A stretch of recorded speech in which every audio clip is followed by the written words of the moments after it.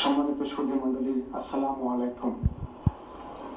আজ 24 শ্রাবণ 1431, 8 আগস্ট 2024, গণপ্রজাতন্ত্রী বাংলাদেশের অন্তর্বর্তীকালীন সরকারের প্রধান উপদেষ্টা ও উপদেষ্টাগণের শপথ গ্রহণ অনুষ্ঠানে আপনাদেরকে স্বাগত জানাচ্ছি।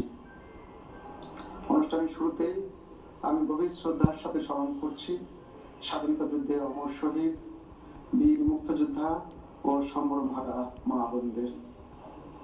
আমি সাম্প্রতিক ছাত্র জনতার গণঅভ্যুত্থানে সকল শহীদের প্রতি গভীর শ্রদ্ধা জ্ঞাপন করছি এবং তাদের বিদেহী আত্মার মাগফিরাত কামনা করছি।